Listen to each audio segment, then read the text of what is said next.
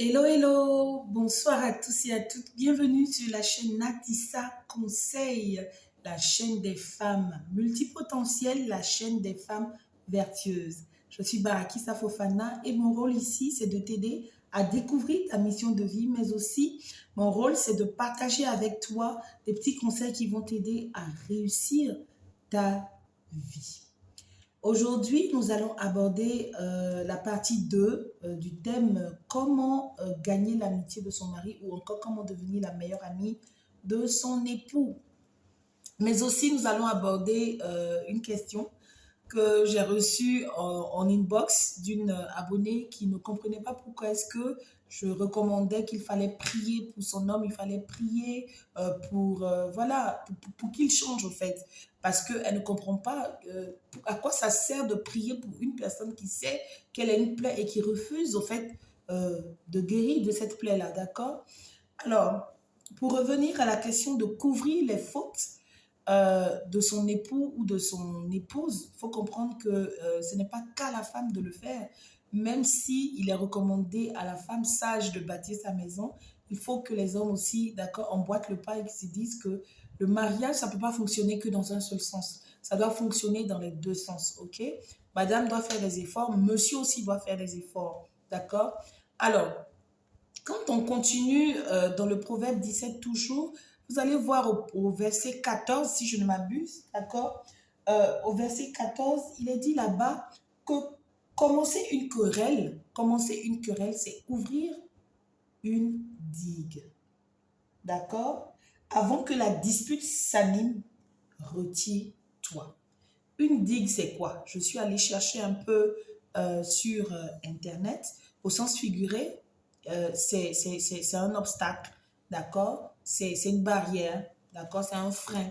Donc, quand il y a une situation qui se présente à toi à la maison en tant qu'épouse ou époux, la parole te conseille de te retirer. Te retirer, c'est vraiment garder ton calme.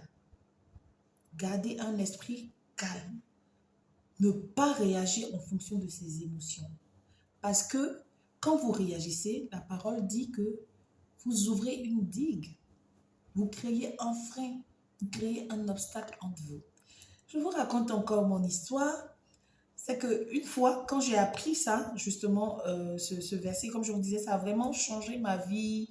Parfois, on peut avoir des disputes, hein, mais je sais à quel moment où je dois vraiment me disputer. Je sais à quel moment je dois éviter la dispute. D'accord?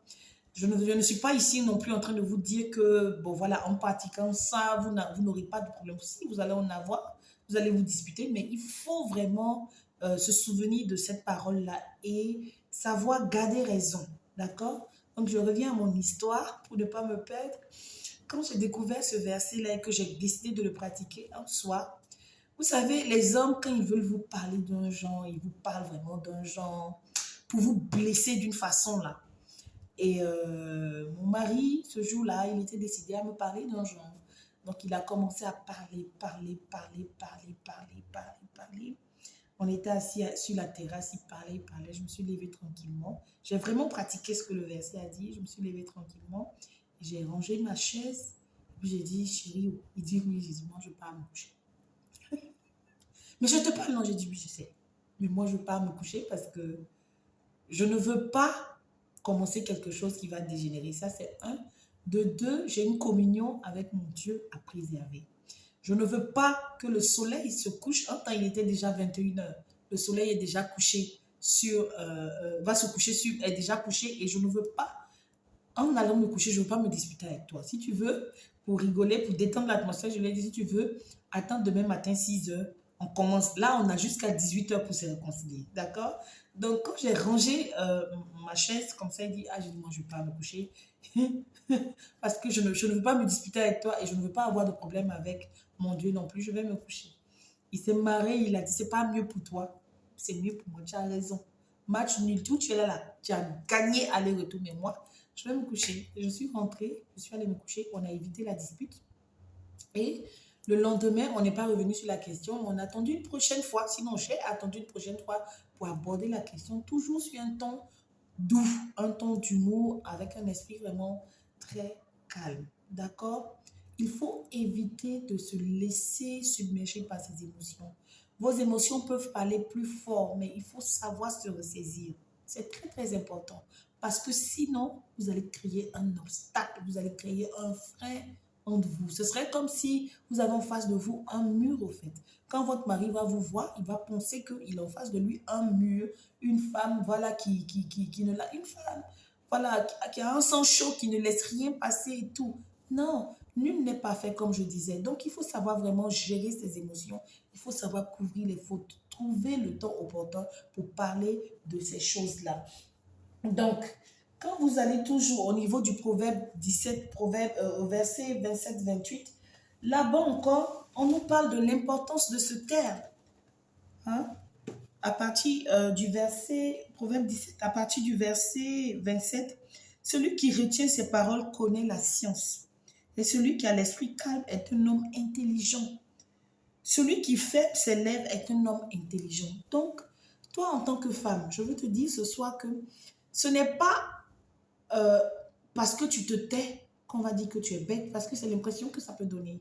Quand tu es une femme qui décide d'être sage, parce que être sage, ça demande vraiment de faire l'idiote parfois. Ça demande parfois de faire, voilà, comme si tu es bête, comme si tu ne maîtrises aucune chose, comme si, voilà, tu étais, comment je vais dire, immunisé, tu ne ressens aucune douleur, pourtant tu reçois des pics, mais parce que tu veux la paix, parce que tu veux préserver ton foyer, tu choisis d'être une femme sage, tu choisis de fermer tes lèvres, tu choisis de zipper, de ne rien dire et d'attendre le moment opportun pour t'exprimer sur la question sans, voilà. C'est en cela qu'on dit que la femme sage, c'est elle qui bâtit sa maison.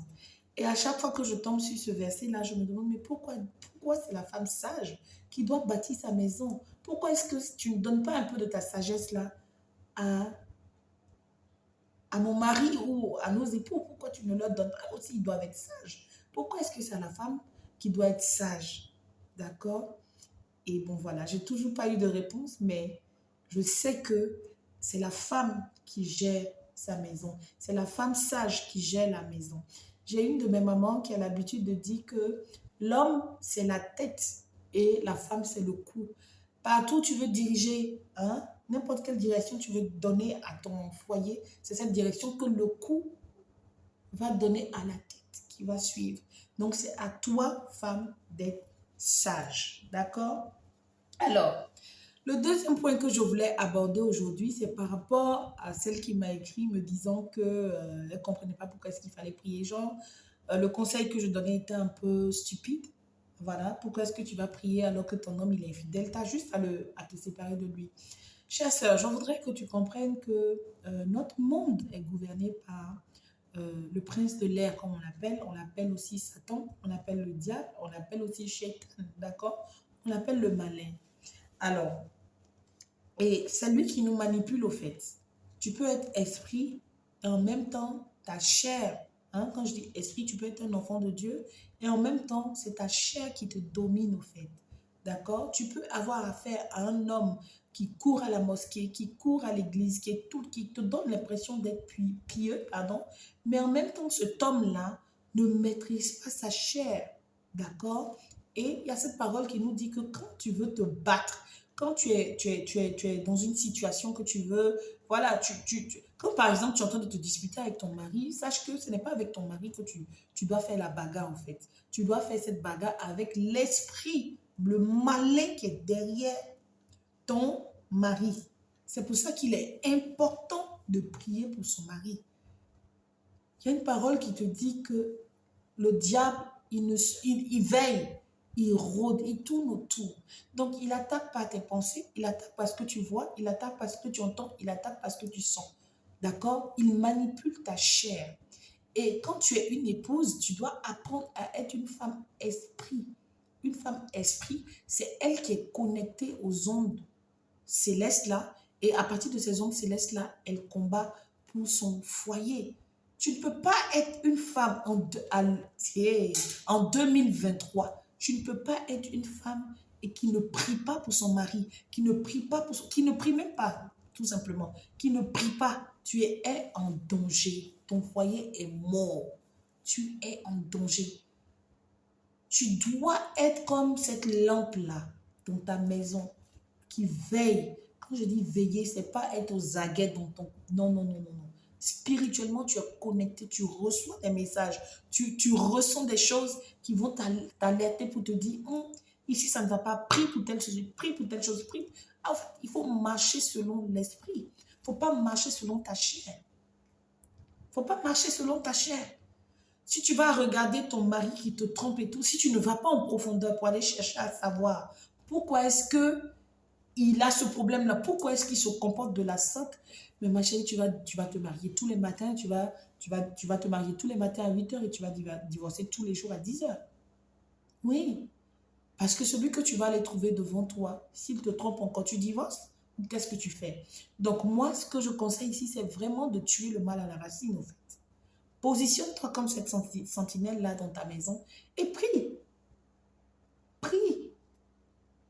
Prie pour que ton mari ait la crainte de Dieu. Prie pour qu'il soit un homme sage. Prie. Il faut prier tout simplement. Tu ne peux pas être en train de marcher, voilà, comme une brebis sans berger. Non, ce n'est pas possible. Non, tu dois avoir toutes les âmes de ton côté pour veiller sur ton foyer. C'est important. Que tu sois chrétien, musulman, hyper pieux ou hyper pieuse, si la prière n'est pas, voilà, n'est pas un élément clé, si ça n'existe pas dans ta vie, mais tu es mort. Le diable va passer sur le toit de ta... C'est comme une maison sans toiture, au fait. Satan va passer, il pisse, il fait ses besoins, il fait tout ce qu'il veut dedans. Et tu es là, tu es en train de changer de foyer, changer de nom, changer de... Voilà. Ce n'est pas ça la vie. Ce n'est pas ça le mariage. Et ce n'est pas parce que le mariage est question d'amour que tout doit être rose. Non. Arrêtez de regarder les telenovelas, mes soeurs. Ce n'est pas parce que le mariage commence par l'amour que tout va être rose dans ton foyer. Une fois que tu es marié, c'est scellé. C'est scellé. Tant qu'il ne te bat pas en tout cas. C'est scellé. Tu dois te tenir à la brèche. Prier pour le cœur de ton mari. Il y a encore une parole, alors que je parle de son cœur, il y a une parole qui dit que l'Éternel tient le cœur des rois entre ses mains et il tourne ça comme il veut au fait.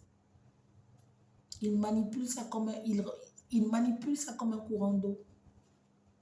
Il donne un sens au cœur de ton homme comme il veut. Là encore, comprends que ce n'est pas toi qui as la capacité de le changer. Ce n'est pas parce que tu vas l'engueuler, ce n'est pas parce que tu vas le bouder que demain il ne va pas te tromper. Ou bien que c'est ça qui va le changer. Non. C'est Dieu qui change l'être humain. Et quand Dieu te positionne là, c'est pour l'aider justement à changer. Tu es l'aide. Tu es l'aide de ton mari. D'accord? Donc, tu as un rôle très, très important à jouer au niveau de la prière. Tu as un rôle très, très, très, très important à jouer. Tu es là pour aider ton mari à entrer pleinement dans sa destinée, à accomplir tous les desseins de Dieu dans sa vie et vice-versa. Ce n'est pas que l'homme qu'on accompagne dans sa mission. La femme aussi a une mission. Important de souligner cela. Donc, c'était pour répondre à cette dame-là et encore vous donner la preuve que couvrir les fautes, ce n'est pas que tu es idiote, ce n'est pas que tu es naïve, c'est juste que tu es sage. Et tu gères ton foyer, tu bâtis ta maison. D'accord? Prier pour son homme, c'est élever une armure de feu autour de son foyer. C'est marcher vers la sanctification. Il faut prier, c'est important. Je ne vais pas être longue, c'était ça. Que Dieu vous bénisse et bonne soirée à vous. N'oubliez pas, partagez la vidéo, abonnez-vous et cliquez sur la cloche de notification pour que vous receviez toutes les vidéos qui vont passer sur cette chaîne. Merci de me soutenir et à très bientôt. Bye bye.